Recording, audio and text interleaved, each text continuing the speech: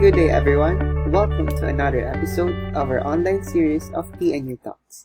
I'm Jholan Torres. You can call me Jholan. And I'm your learning homebody in this episode. I'm an alumnus of PNU Batch 2012 BSIT for Education. I also finished my master's degree in Educational Technology. I'm currently an institutional computer coordinator at De La Salle Santiago Isabel School. I consider myself as a facilitator of learning who inspires students' learning and creativity by combining innovative strategies and various technology tools to create a student-centered learning environment. Once again, welcome to PNU Talks, focusing on online distance learning in the midst of COVID-19 pandemic. We are going to talk about what sets ODL or online distance learning apart and different tips on how to design an online distance learning modules and lessons.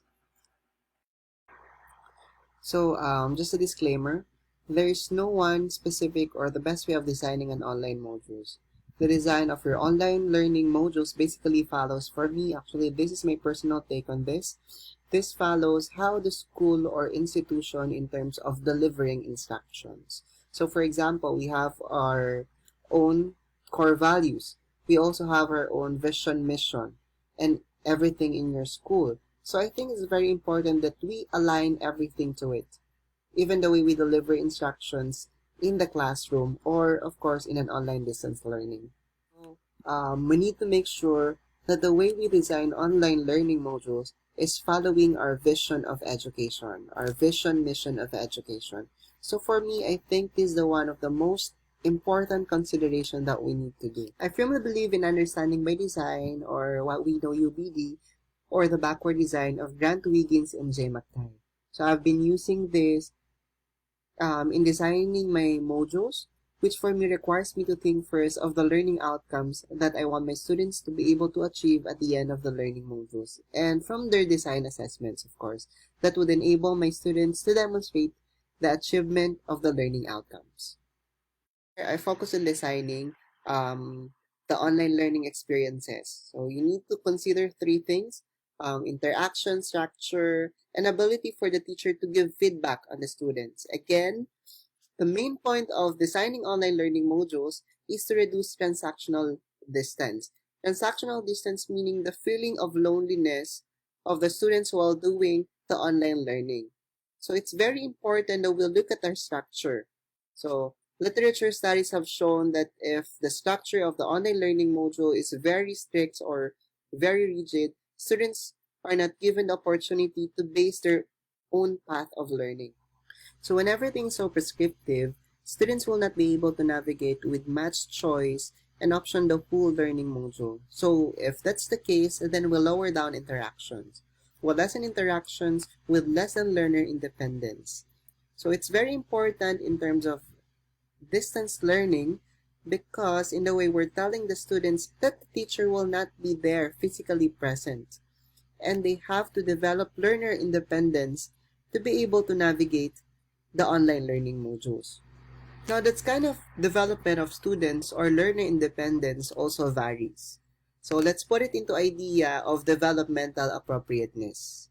So we believe that the older students, for them, it's easier to develop learner independence because of their maturity level. But for young learners, the kind of learner independence might not be as high as older students. I think even the exposure to online learning modules for students should also be not as long as the older students. We know that the attention span of students or younger students are also lesser. So we take this into consideration that the structures may not be too rigid. And on the other hand of the spectrum, the structure should not be too loose. If the structure is too loose, then we are giving our students the opportunity to wander around in terms of the online learning modules. Sometimes they might find them with too general structure, given general instructions also to the students that they don't know what to do for that part. I think it's important to look at the structure in relation to interaction. So the interaction in ODL, the endpoints are the teacher, learner, and content. And then they have interaction among each other. But it is also important that within that interaction, we could also Look at teacher interacting with students, and the content interacting with itself. I mean, in a way, there's a lot of interactions that should be happening now. We look at the biggest interactions that should have been. I think the biggest interaction that should happen is between students to teachers and student to the content. At the same time, of course, student to student. So, should we make sure that these interactions are at the optimum level? Ideally, yes. But that's the ground ourselves into reality. It's very hard to develop online learning modules. Of course, one of the most important components in an online distance learning is giving feedback. Feedback would be very immediate. When we're doing asynchronous interactions or feedback, could weigh to the form of asynchronous interactions. But the basic idea is there should be a regular feedback because we know that the learner at the other end of the learning process for distance learning is awaiting for confirmation or validation of what they have learned. Now, for the feedback, it could be a personal feedback made by the teacher, but feedback could also come from the other learners themselves. Therefore, it's very important that we design learning experiences that are collaborative in nature. Not all should be collaborative. Remember that not all should be collaborative. There should be individual learning experiences so that they will be able to master individual knowledge or the skills that they need to learn. But it's important to distribute methods of feedback. It could be from the teacher or from the learner themselves. It could even be from the content or the instructional materials that delivers content. For example, feedback in the forms of formative assessments. There are some tools that give it needed feedback. For example, Google Forms, which converts that, you can convert that into quizzes and immediately give feedback after answering the quiz, if it's right or wrong. There are a lot of other edtech tools like this one, the Quizlets. That's, for example, Socrative, Kahoot, which can already give immediate feedback to the students. Another thing that needs to be considered, since we mentioned about the backward design or the what we call the UBD design, the UBD approach, that's very important. But first, know that the context of the students. It's very important to know the context of the students.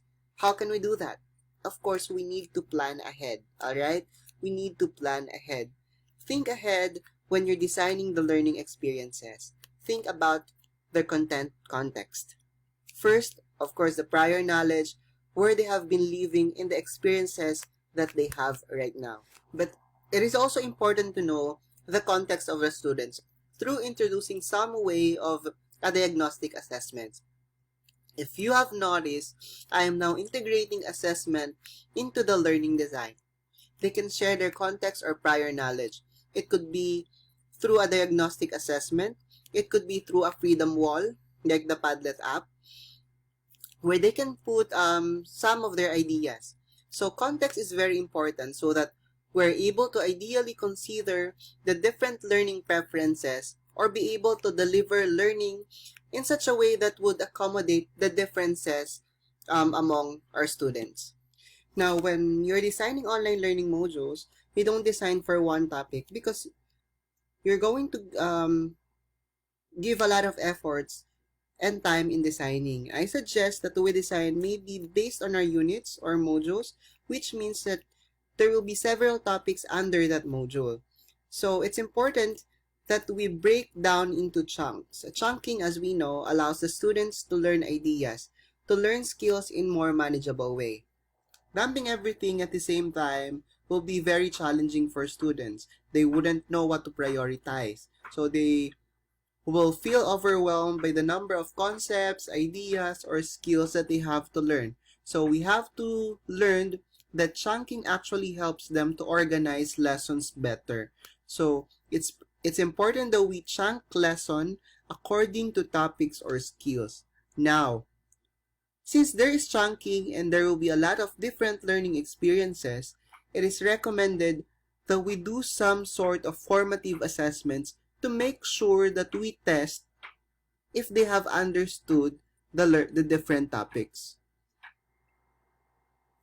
So formative assessment could be in the form of quizzes or practice quizzes. It could be in the form of worksheets, online worksheets.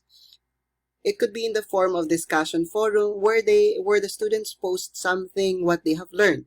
It is very important that the students are given the kind of opportunity to test their knowledge, to see if they have understood the formative assessment. Also informs the teacher at the end of the online distance learning module to be able to adjust the lessons and be able to see who among the students should be able or needs assistance in terms of understanding the topic at hand. There could be different ways of doing that one. It could be through recorded lectures or the usual talking head that we have. It could also be through instructional materials such as videos and other instructional materials. For example, Khan Academy, you can make use of Khan Academy.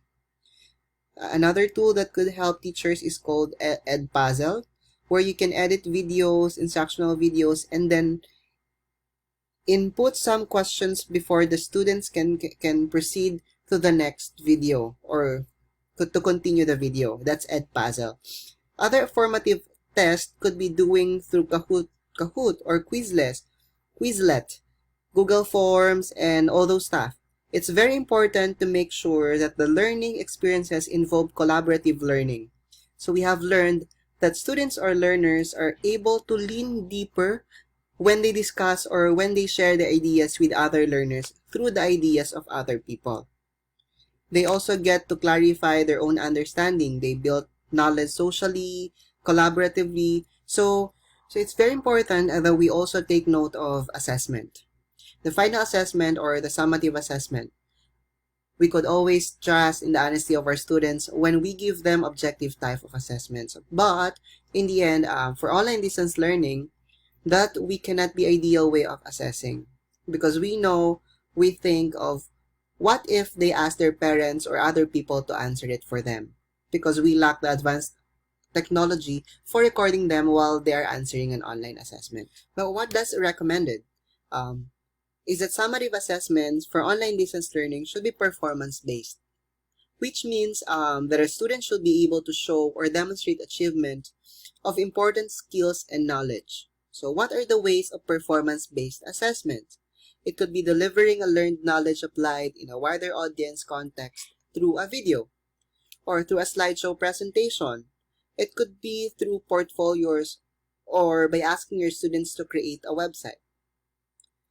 It could be also in the form of, preparing a portfolio at the beginning to show that there is a progress of learning. In the end, what I'm saying about the final assessment or the summative assessment is that it should basically be appropriate with the learning objectives. And in the end, the student should be able to demonstrate learning without the help of other people.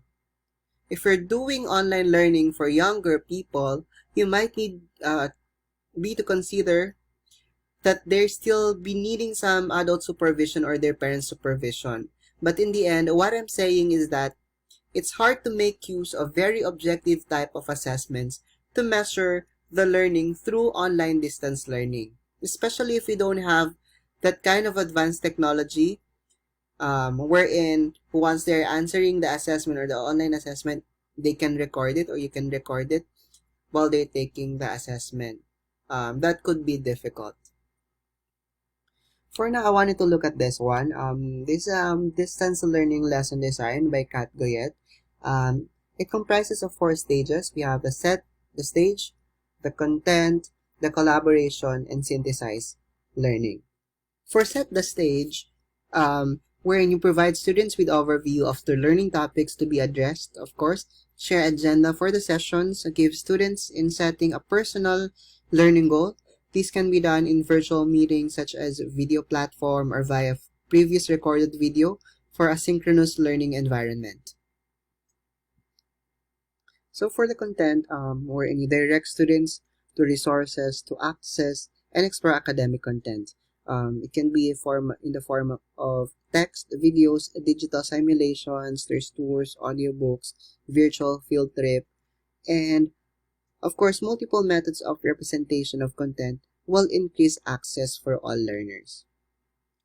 For collaboration, of course, it provides students opportunities to engage with content in a collaborative environment. For this, remote learning that connects rather than isolates, builds community, and of course, strengthen the learning.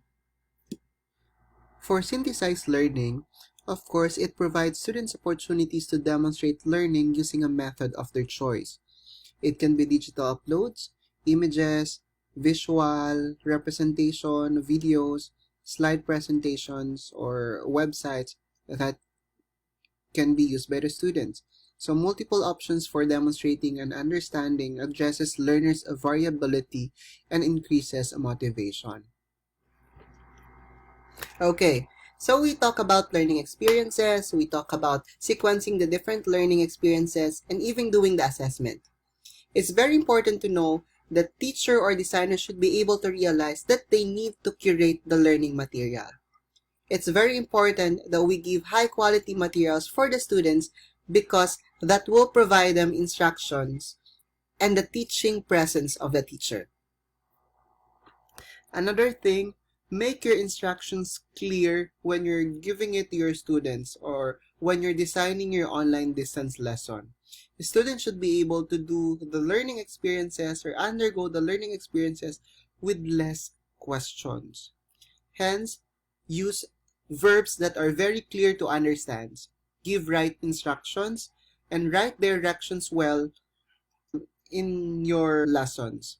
Of course, make yourself open for feedback or communication from students because it's very important that you keep your line open for students. So that's my take on how will you design learning experiences for online distance learning. I hope the things that we have discussed for a couple of minutes, I hope it helps for you in designing an online distance learning. Thank you for your time, teachers. I hope you learned something from what we have discussed for a couple of minutes. Once again, I'm Jholan Torres. If you want to contact me, you can contact me at jholan.torres@ilnozabel.edu.ph. I also have my Instagram account, that's at Sir Jojo.